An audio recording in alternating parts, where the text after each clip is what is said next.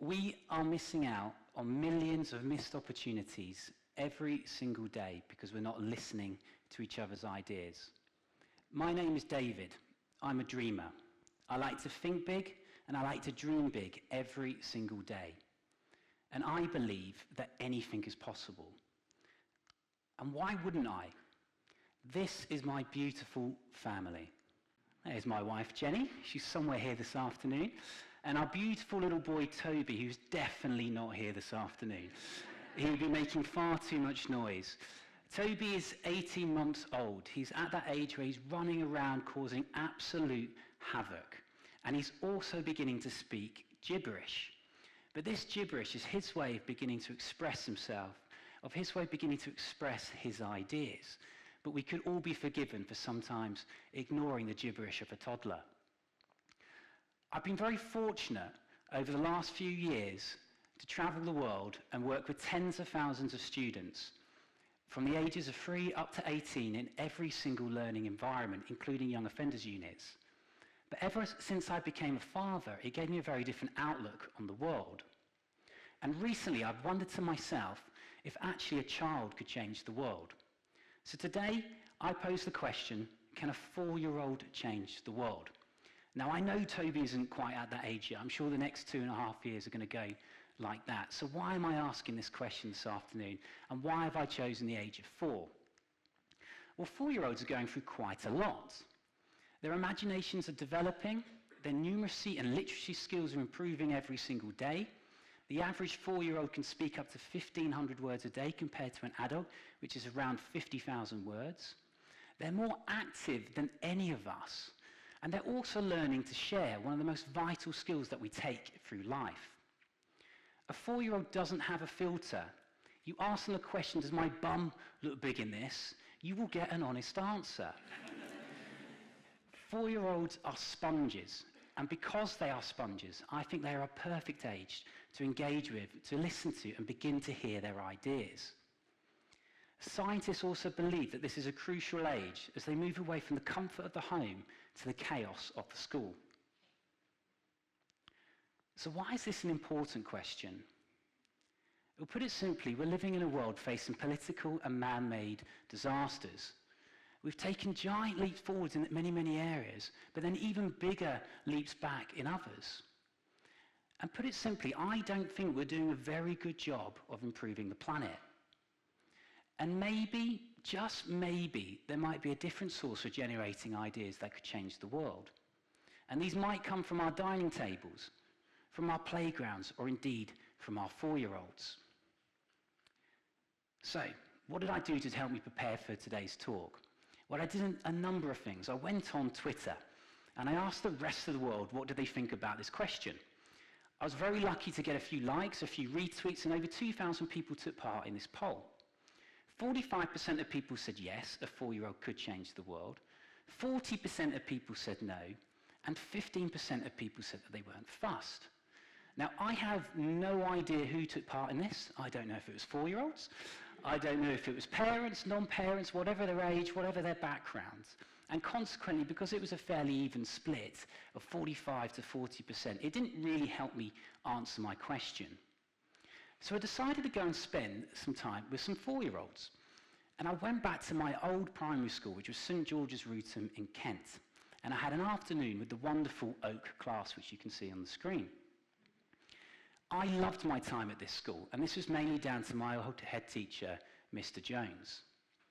And I had a little bit of time with them, and I spent my afternoon by asking, the first question that I asked them was, do you think that you could change the world? And this is what they had to say. You think you can change the world? Okay.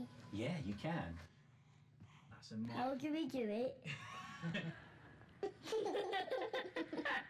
You think you can change the world? No. Why not, Elliot? Do you think you can change the world? Yeah. Yes. No. It's because I don't have magic powers. You don't have magic powers? Carl, do you think you can change the world? Yeah. You think you can change the world, Lewis? Why not? God. Why can't you change the world? God. Do you think you can change the world? Yeah. You do? I can. You can change the world. I can. You can't change the world. Because they don't have anything. Yeah. You don't have anything at 4. Because that doesn't even make sense. You think you need to be strong to change the world? Yeah. Because I need muscle. Because we don't have powers. You don't have powers. What powers do you need to change the world? Superpowers. So, apart from an amazing amount of fun, what did we actually learn? Well, 50% of the students felt that they could change the world, and 50% of them felt that they couldn't. Out of those which said that they could change the world, 80% of those were boys, and 20% were girls. Little Elliot, you can see here, said that he needed superhero powers, and Tanya said that she needed physical strength, which I thought was quite a remarkable set of comments, that even at the age of 4, that they needed strength and superhero powers and not their own brains, their own belief and courage to change the world. Now, after we had a little run around in the playground, I decided to see if they could actually help the world out. And I gave them 3 areas to focus on. And I picked 3 of the United Nations 2030 goals, which you can see. The first being end poverty in all forms everywhere, ensure healthy lives and promote well-being for all at all ages, and ensure availability and sustainability management of water and sanitation for all. Now, of course, we made this a little bit more 4-year-old friendly. We simplified it. We asked them, how would you help the poor? How could we all be healthier? And how could we all stop wasting water? And this is what they had to say. What ideas have you got about how the world could be a healthier place? Only eat vegetables if you exercise. Only eat vegetables when you're exercising. So you have to be exercising and eating vegetables. Worry about some mind, do you? When you go to the shop, it's only for green things. You can see a penny dirty and you can clean it up. We can make a big bucket and make it into drinking water. There you go. I'll be the first to admit some quite bizarre ideas we had from our 4-year-olds. It was quite remarkable how they changed from where we were in the classroom to walking down to the cameraman. But nonetheless, who are we to judge if these are good or if these are bad ideas? There's absolutely no reason why we couldn't have green shops everywhere, that we had to go in and buy our healthy food, or have buckets on every single roof which collects rainwater and turns it into drinking water. So to my question, can a 4-year-old change the world? My answer is pretty straightforward. It's yes, yes, yes, they can. But have we ever considered actually taking a major political issue to a group of 4-year-olds and asking them what they think? We wouldn't dare, we wouldn't dream. They are too small. They can hardly string a sentence together. They speak gibberish.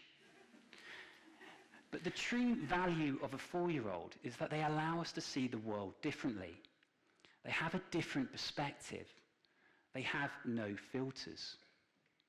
So we need to go and ask questions to 4-year-olds and to children out there. But what's absolutely vital when we start asking questions to children is that we give them time to respond. As I was researching this topic, I had a fascinating conversation with a head teacher. And she told me in the classroom that teachers give between 0.7 and 1.4 seconds time to respond to a question. They are asking up to 400 questions a day, 70,000 questions a year.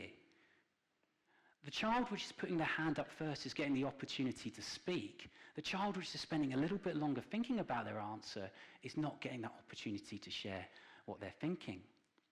And that error is being compounded every single day. And I believe it's having a direct impact on the amount of questions that a child asks. We can all relate to the 4-year-old which says why all the time. A 4-year-old asks up to 100 questions a day. But by the time they leave secondary school, this moves to near 0. And I believe this is having an impact on their levels of curiosity and the amount of ideas that they generate. And it's unlikely to take an upward curve as we move into adulthood. Because another skill which takes a decline is our listening skills. And there's lots of reasons for that, but I've chosen a few examples here this afternoon. The first being that we are moaning too much. The average adult moans 16 times a day. That equates to 2 working weeks a year. The average adult is spending 116 minutes, nearly 2 hours of every single day on social media. And even more worrying, we are spending 171 minutes, nearly 3 hours of every day on our phones. That equates to 43 days a year. We are spending 43 days a year holding our phones.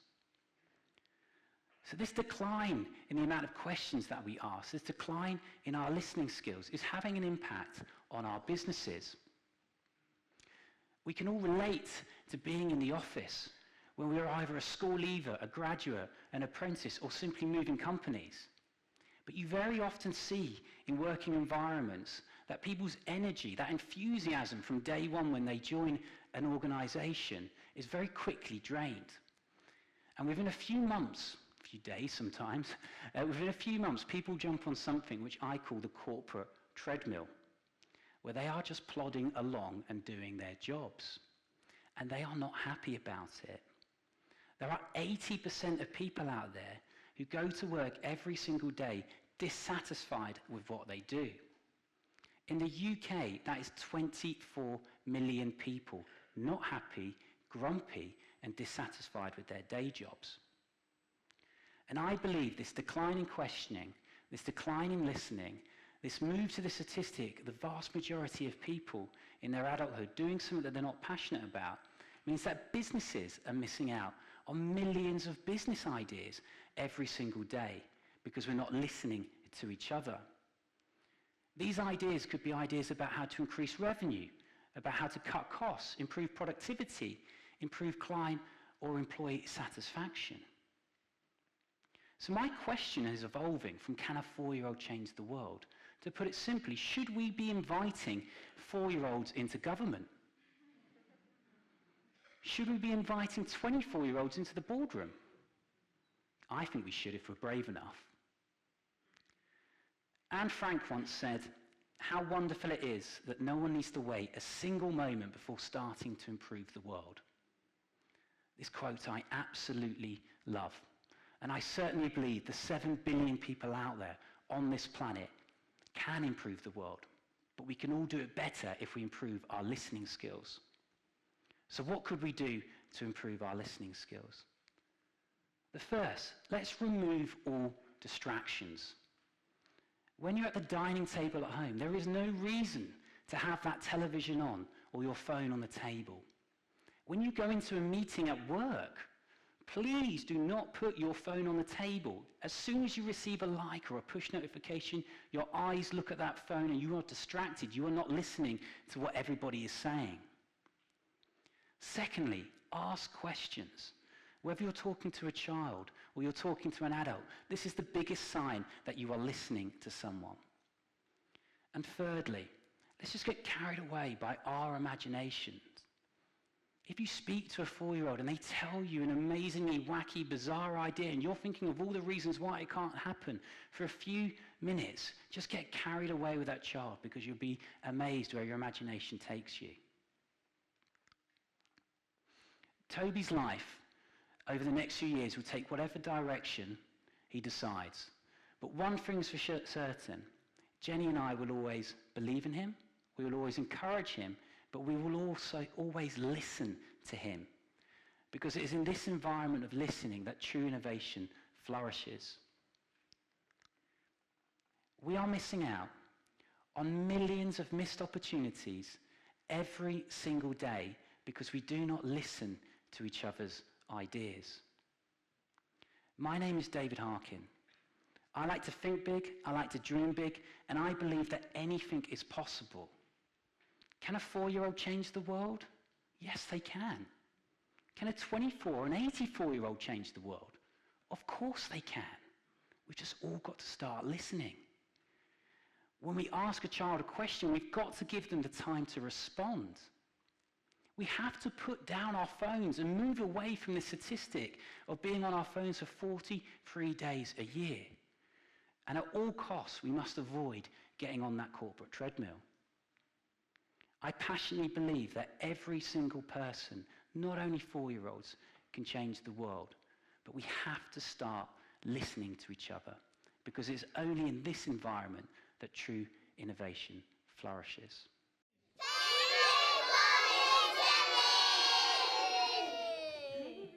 Thank you.